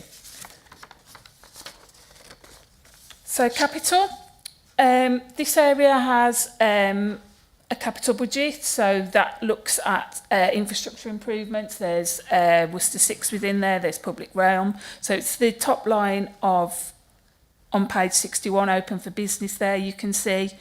So we had £18 million spend in 24-25. We did have an approved budget of £23.5 million, so £5.5 million slippage there. I have looked to see if I can give you the big variance within that, but it's small variances over a large number of schemes. Again, there's a link at the bottom there where you can click and then see where the breakdown of the schemes and the variances in more detail should you wish to. The draft, I'll come back to, we did training a couple of weeks ago, and we talked about the reporting for finance. It's quite difficult because this scrutiny panel and environment scrutiny panel are all involved with E&I. So a decision was made with the previous scrutiny panels that they wanted to see the whole presentation for E&I, not just specifically for their area. So that's what's presented now. Should you wish to discuss that and see a different presentation, absolutely happy to take that on board. For this scrutiny panel, you can see the second row down on there. You can see that for 24-25, economy had a gross budget of 11.5 million. And as Gary pointed out, our net budget there is 736,000. So as you can see, there's a lot of funding that comes into economy around external funding, a number of district support, and a lot of reserve funding. So overall, the net budget is quite small for the delivery that you get. When you refer to net, you mean the base there, Sarah? Yes, yes. The base budget. Yes, sorry, Councillor Hart. Also on there, we've got the skills and investment line. So that sits within adults, when we report adults as a whole for the whole council. But that's something of interest to this scrutiny panel, and again there's a small saving there in year. We also report home to school transport here just just for completeness. Again, you know, there's discussion as to whether you want to see that or not. So overall within E&I, there is most of the underspends within E&I won't affect this panel, aren't areas that affect this panel. But we had overspends within planning, highways and major projects. A lot of that was around the change in detail as to how we capitalise staff time. So we previously we'd capitalised at a higher level. New CIPFA guidance meant that we had to reduce the level at which we capitalised, and this had an effect on the revenue budget. We had notable underspends within waste management. Again, that was a budgeting process. So within the next couple of months, we will start budgeting for 26-27. We will be using inflation figures that are forecast for the next sort of 7-8 months. And as we're all aware, obviously the economic situation changes quite rapidly. And the inflation figures that we were using in 24-25 to budget for in 23-24 that we used to budget for 24-25 were too high. So actually when 24-25 inflation figures came through, they were much lower. So that gave us the one-off saving within waste. We've got savings on passenger transport, that's utilisation of grant. Economy and sustainability did actually underspend by 300,000, which on a 700k net-based budget is really good. Again, that's the utilisation of grants to offset posts that we've got. And then we had another underspend on road lighting, but that was due to the introduction of the LED lighting, and that's the tail end of that saving. And there's been saving over numerous years, and it's just tailing off now with the last few lights that have been changed. So that was a quick run through, and I'm sorry for those who have heard it before, because I can see some familiar faces from the past few panels, but I'm happy to take questions on that now. Thank you, Sarah. I'll open it up for questions or comments. No, well, I'll kick off then while there's a tumbleweed moment, and obviously Cabinet presented this in this chamber, and of course it was considered at full council within the Cabinet report.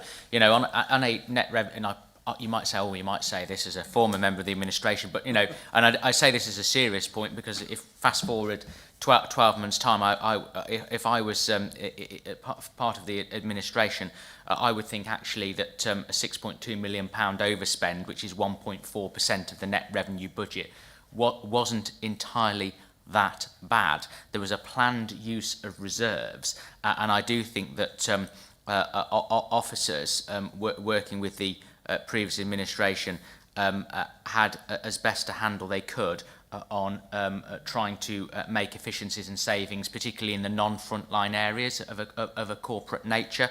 And, you know, I've turned off the page now, but I think it was children's, surprise, surprise, yes, that gave the biggest overspend of 8 million. And I think it just evidences that the costs on our demand-led pressures on keeping the vulnerable children and vulnerable adults safe, and indeed then home-to-school transport, in terms of our statutory duty, the costs are just going exponentially. And whilst, of course, it's not a race to the bottom, and we as an organisation need to continue to do all that we can to manage those demand-led pressures.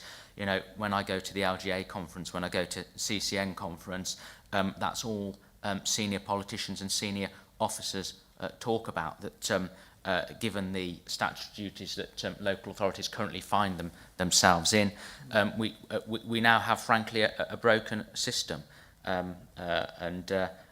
Obviously something is going to have to happen in order to ensure that local authorities are sustainable in the medium to long term, to be able to manage those challenges and indeed continue to support its vulnerable residents. You know, and let's face it, and let's be clear about it, some of our children's placements, keeping those most vulnerable safe, all you require is one or two young people to require 24/7, 3-to-1 secure care, and that's £1 million a year. And it doesn't take many of those to take you completely out of budget. And as an organisation and authority, we've got to ensure that our statutory duty is fulfilled. So I just make the observation that I think all things considered, and whilst of course we await the external auditor's view later in the year, the provisional outturn of an overspend of 6.2 million, whilst of course it's an overspend, it frankly could have been a lot worse. Anybody else like to comment or ask any questions? Stunned everyone into silence. I think you're going to get off lightly, Sarah. Thank you. There's a heck of a lot of detail there, but obviously it did go to Cabinet a couple of weeks ago, and the Cabinet report went to full council as well. So if there's no other comments or questions on that, then we'll just note your report. Thank you, Sarah. And at the next meeting we'll have the quarter one, won't we? Good. Okay. Well, we'll move on then to our final item on the agenda, which is agenda item 7, which is the work programme. And just for the public record, and members did discuss this informally before we met, but for our 22nd of September meeting, we're going to have the budget and performance monitoring quarter 1. We're going to have central government policy announcements and what they mean for the Worcestershire economy, because the government have said that they'll be making announcements and giving clarity on funding over the summer. So hopefully Gary will have been able to machinate and interpret what that means for Worcestershire in our local context. And also for our September meeting, we're going to have the tourism annual update. So those 3 substantive items for September. And picking up on what colleagues said, and indeed I indicated it'd be good to have an update on Malvern Hills Science Park and the Shrub Hill development.